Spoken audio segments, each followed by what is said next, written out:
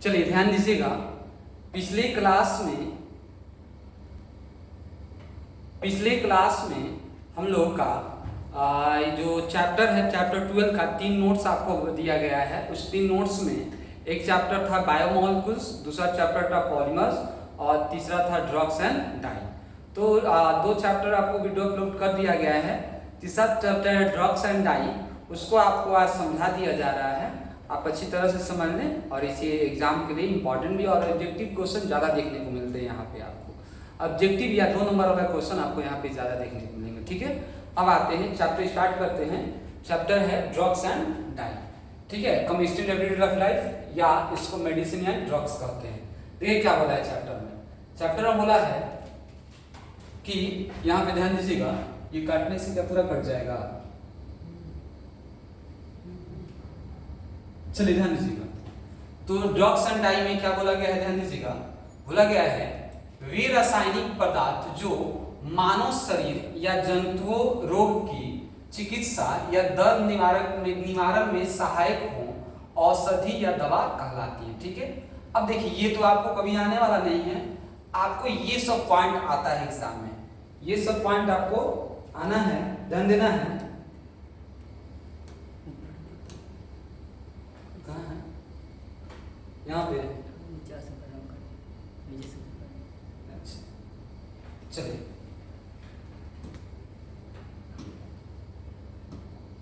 ध्यान दीजिएगा। सबसे पहला है क्या है, प्रतिरोधी, जिसको इंग्लिश में नाम ज्यादातर आप लोग याद रखिएगा, एंटीसेप्टिक। क्या है? एंटीसेप्टिक। आप नाम सुने होंगे एंटीसेप्टिक क्रीम, नाम सुने होंगे पहले भी, एंटीसेप्टिक क्रीम। जैसे बोरोप्लस को एंटीसेप्टिक क्रीम कहते हैं। ये आपको पता होगा क्या करता है एंटीसेप्टिक क्रीम।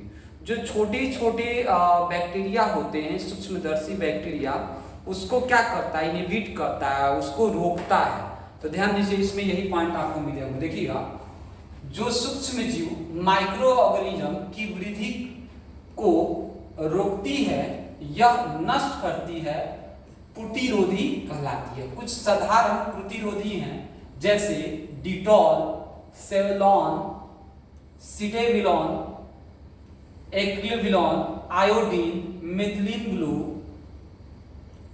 क्या है अगला, मर्क्यूरी कोम तथा KMnO4। डिटॉल क्या है, डिटॉल क्लोरोजाइती है, नोल और टॉपिरोल का मिश्रण है। इसका तनु विलयन घाव आदि की सफाई में काम आता है। सबको पता है कि जो सबको पता है ये पॉइंट। देखिएगा,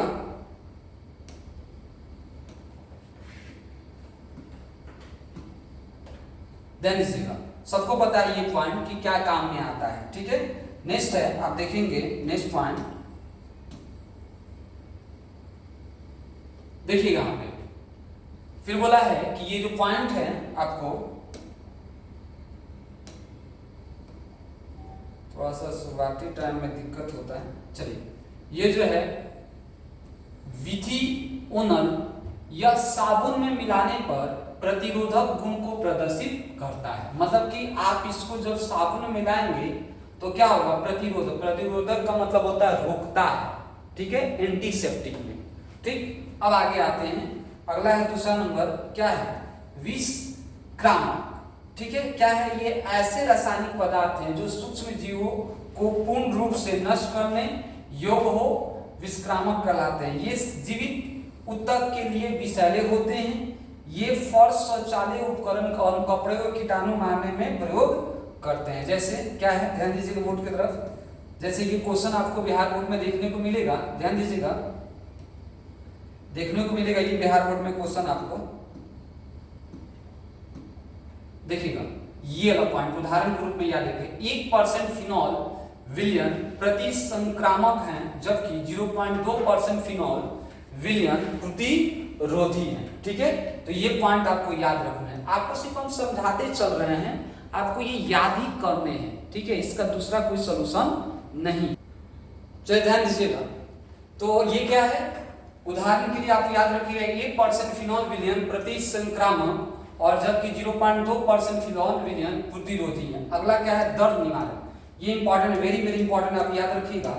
दर्द निवारक क्या होते हैं? एनाल्जेसिक बोला जाता है, इंपॉर्टेंट है। जो हमें जैसे मान लो कोई दर्द स्टार्ट हो जाए तो उस दर्द में जो दवा लेते हैं उसको बोलते हैं दर्द निवारक, जिसको एनाल्जेसिक बोला जाता है। जैसे देखिए लिखा भी है, वे औषधि जो दर्द से आराम दिलाते हैं दर्द निवारक कहलाते हैं। ये 2 प्रकार के होते हैं। कितने प्रकार के होते हैं? 2 प्रकार के होते हैं। देखिए क्या है 2 प्रकार में, एक होता है क्या, एक होता है नारकोटिक्स, आदत बनाने वाली दवाएं, और एक होता है नॉन नारकोटिक्स। क्या है नारकोटिक्स? देखते हैं, ये एल्कलाइड होते हैं और मुख्यतः अफीम, नाम सुने होंगे आप लोग, अफीम उत्पाद होते हैं जो अधिक मात्रा में लेने पर क्या होते हैं? निद्रा, बेहोशी लाते हैं। उदाहरण मॉर्फिन, कोडीन, हीरोइन आदि। मीन्स जैसे कहते हैं ना कि चरस होता है, गांजा होता है, वही इसमें चीज आते हैं जिसके नारकोटिक्स बुलाता है। जैसे आप देखते होंगे कि जैसे कोई स्मोकिंग करता है और स्मोकिंग जैसे करता है तो उसमें क्या होता है? निकोटिन नाम की चीज होती है। किसमें होती है? निकोटिन नाम की चीज होती है। वो निकोटिन भी क्या करता है? प्रभाव करता है हमारे शरीर को, ठीक है। तो वैसे ही यहाँ पे नारकोटिक्स है, जैसे अफीम है, अफीम हो गया, कोडीन हो गया, हेरोइन हो गया, ये सब क्या है? जब हम इसको लेते हैं तो ये क्या करता है? जब इसको क्या करते हैं? लेते हैं तो क्या करता है? ये हमें निद्रा के रूप में निद्रा ला देता है। जैसे अगला क्या है? अगला क्या है? तो अगला है नॉन नारकोटिक्स। क्या है नॉन नारकोटिक्स? देख लेते हैं, ध्यान दीजिए।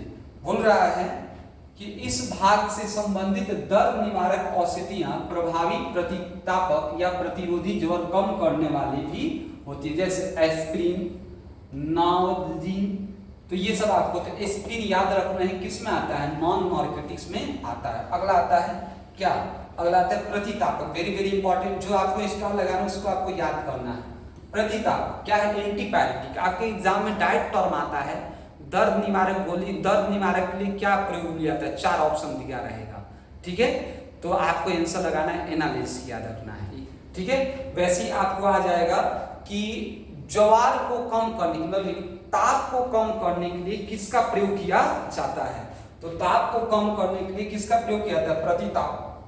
प्रतितापक का प्रयोग किया जाता है। जैसे देखिए लिखा होगा, वे औषधियां जो शरीर का ताप कम करने के लिए तेज बुखार में काम आती है उसे प्रतितापक कहते हैं। आपको एग्जाम्पल याद रखने हैं, एग्जाम्पल वेरी वेरी इंपॉर्टेंट है। एस्प्रिन, एनालिस, पैरासीटामोल, इंपॉर्टेंट है पैरासीटामोल। आपको एग्जाम में पैरासीटामोल का स्ट्रक्चर पूछ लिया एक बार कि पैरासीटामोल का स्ट्रक्चर क्या होता है, ठीक है। तो आपको पैरासीटामोल का यहाँ पे स्ट्रक्चर दिया हुआ है, आपको पैरासीटामोल का स्ट्रक्चर याद रखना है, ठीक है। ये है, ये पैरासीटामोल का स्ट्रक्चर है, आपको याद रखना है, ठीक है। तो ये पैरासीटामोल, कोई दिक्कत नहीं, याद रख लीजिएगा। आगे बढ़ते हैं। आगे क्या है? अगला है मलेरिया नाशक। मलेरिया नाशक क्या होता है भाई? दिया हुआ है यहाँ पे, देख लेते हैं, पढ़ लेते हैं। क्या होता है मलेरिया नाशक? तो क्या है? मलेरिया के बुखार में शरीर के ताप का कम करने के लिए काम आने वाला औषधियां मलेरिया नाशक है।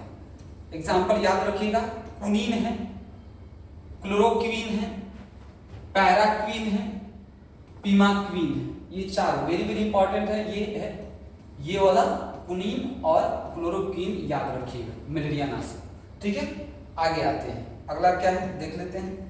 ये सब आपको इंपॉर्टेंट पॉइंट है, याद रखना है। अगला प्रशांतक है ना, ट्रैंक्विलाइजर। ट्रैंक्विलाइजर क्या होता है? सबसे पहले ट्रैंक्विलाइजर के बारे में समझे। ट्रैंक्विलाइजर होता क्या है? ट्रैंक्विलाइजर का मतलब होता है बेहोश करना, बेहोश किया जाता है। ट्रैंक्विलाइजर को एक दवा होता है जिसमें बेहोश किया जाता है। बेहोश 2 तरह की कर सकते हैं, एक नॉर्मल बेहोशी होती है, एक मेजर बेहोशी होती है।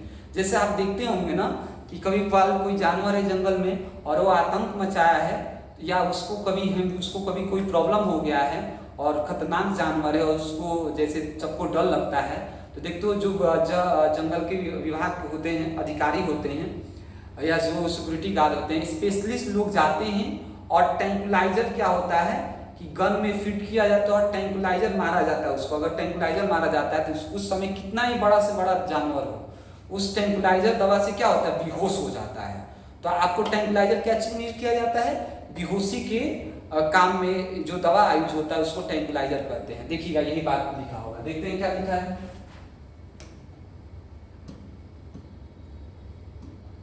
देखिए ट्रैंक्विलाइजर वे रासायनिक पदार्थ जो शरीर की केंद्रीय नाड़ी सेंट्रल नर्वस सिस्टम सीएनएस कहा जाता है, सेंट्रल नर्वस सिस्टम पर क्रिया करके मन को शांति दिलाता है या प्रशांतक कहलाता है, क्योंकि ये पदार्थ औषधियां मस्तिष्क रोग में काम आती हैं, इसलिए इन्हें साइकोथेराप्यूटिक औषधि भी कहते हैं। ये दो प्रकार की होती हैं, कितने प्रकार की, एक होता है शांति दिलाने वाली और एक क्या होता है, मन प्रसन्न करने वाली। ये क्या होता है देख लेते हैं, शांति दिलाने वाली, मन प्रसन्न करने वाली। इससे शांति मिलेगा। बच्चा सोचता है कि शांति कहाँ से मिलेगा भाई, हाँ तो इससे आपको ज्यादा जब मन बेचैन हो तो आपको इससे शांति मिल सकता है कि नहीं, आते हैं जैसे शांतिदायक सीडेटिव क्या है भाई, तो ये नाड़ी तनाव कम करती है। नाड़ी मतलब कि जो आपका नर्व है उसको क्या करता है, कम करता है तनाव को, और स्थिरता बढ़ाती है। उदाहरण जैसे स्पाइन बार्बिट्यूरिक अम्ल, उसके व्युत्पन्न जैसे ल्यूमिनन और सिकोनन, ये दवा है, आपको नहीं मिलने वाला है जाकर मांगेंगे तो। दूसरा का है मन प्रसन्न करने वाली प्रति औषध औषधियां। देखिए क्या है, कैसे इसको लेंगे, लिखा है यहाँ पर मूड एलिवेटर, मतलब कि मूड जब खराब हो तो ये दवा का यूज किया जाता है। मूड खराब का मतलब ही नहीं कि कुछ का मूड खराब हो, मूड खराब का मतलब हो जैसे बहुत टेंशन में आप हैं और उसके लिए जब आप डॉक्टर के पास जाएंगे तो ये दवा को प्रिस्क्राइब करता है कि ये दवा खाइए। कैसे, ध्यान दीजिएगा, क्या है, वे औषधियां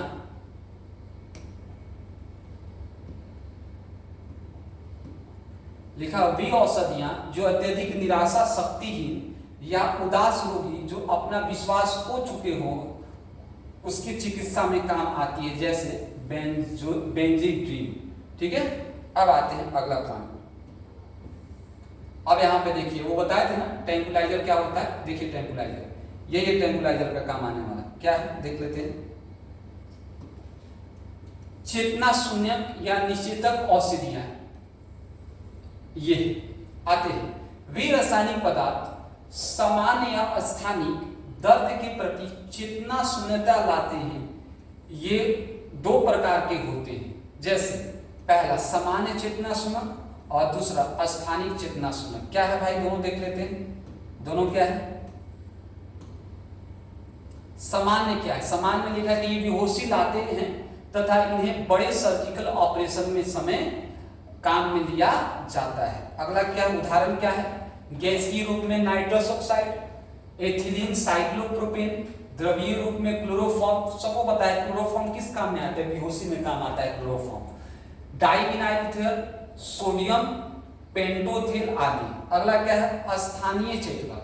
क्या है स्थानिक चेतक, तो ये है, ये शरीर के छोटे छोटे भाग को चेतना शून्य बनाते हैं। जैसे मान के चलो ना कि किसी का कहीं भी प्रॉब्लम हो गया, पिंपल्स हो गया, बड़ा हो गया, घाव बना दिया, तो उसको क्या करता है डॉक्टर, देखते हो कि वहीं पे इंजेक्शन देकर वहीं को शून्य कर देता है। जब वहां को शून्य करता है तो क्या होता है, सभी शरीर नॉर्मल रहते हैं लेकिन वहां का शरीर शून्य हो जाता है। तो इस बात को ये बोला कि स्थानिक चेतना जिस स्थान को, और एक क्या होता है पूरे शरीर को क्या कर देता है, बेहोश कर देता है। तो ये एग्जांपल में क्या है, जेली रूप में भी होता है, ऑक्सीलोकेन के रूप में होता है, एथिल क्लोराइड इंजेक्शन के रूप में होता है। आगे आते हैं प्रतिजैविक, वेरी वेरी इंपॉर्टेंट आपके एग्जाम के लिए ये पॉइंट है। एंटीबायोटिक जो कहते हैं, सब लोग जानता होगा एंटीबायोटिक क्या होता है। एंटीबायोटिक इंग्लिश टर्म याद रखना आपको, ये रासायनिक पदार्थ जो सूक्ष्म जीवों के द्वारा बनाए जाते हैं, जैसे कॉक बैक्टीरिया, फुफद आदि, और दूसरे सूक्ष्म जीवों की वृद्धि को रोकने में काम आता है। जैसे ये संक्रामक रोग की चिकित्सा में प्रभावकारी होते हैं। उदाहरण पेनिसिलिन, याद रखिए एग्जाम्पल, पेनिसिलिन किसका एग्जाम्पल है, किसका एग्जाम्पल है, पेनिसिलिन एंटीबायोटिक का एग्जाम्पल है। ठीक है, पेनिसिलिन का स्ट्रक्चर आपको याद रखना है। नेक्स्ट आते हैं, दूसरी प्राकृतिक पेनिसिलिन के लिए आर हो सकता है, यह आपको डायग्राम को याद नहीं रखना है। अब आते हैं, देखिए बोर्ड की तरफ, कुछ संश्लेषित प्रतिजैविक है जैसे स्ट्रेप्टोमाइसिन, कोई दिक्कत नहीं, यह आप एग्जाम्पल याद रखिएगा। कोई दिक्कत नहीं है। अल्फा सल्फर डॉक्स होते हैं, सल्फर औषधियाँ होते हैं, इनमें उच्च प्रतिजैविक शक्ति होते हैं। ये उन औषधियों का समूह है जो सल्फोनीलेमाइड की बेदपिन होती है। अन्य सल्फा औषधियाँ जैसे पहला सल्फाथायोजोल, ये सब कोई दिक्कत नहीं है, ये आपको उतना नहीं पढ़ना है। निमोनिया के लिए याद रखिएगा, सल्फापिरिडीन क्या होता है, निमोनिया के काम में आता है। आगे आते हैं, कोई दिक्कत नहीं, आप पढ़ लीजिएगा। अब रंजक क्या होते हैं, रंजक क्या होता है ना, और रंजक मतलब डाई। जैसे आप देखते होंगे नॉर्मल तो गांव देहात में या एक शहर में भी देखेंगे, आप देखते हैं बोला कलर करना है, बाल जैसे उजला हो गया और बाल उजला हो गया, कलर करना है, इसको तो बोलते हैं गांव देहात में जो बुजुर्ग लोग होते हैं बोलते हैं डाई करना है। डाई का मतलब जब सैलून में जाएंगे तो वहाँ पर बोला डाई कर दिए, डाई का मतलब रंग दीजिए बाल को, कलर का रंग होता है, लेकिन बोलते हैं कलर कर दीजिए। कलर को एक तरह से डाई भी बोला जाता है। तो ये कलर का प्रॉपर्टी है, आपको पढ़ना है, ठीक है। क्या है बोल रहा है कलर की प्रॉपर्टी में, देखिए क्या बोला है,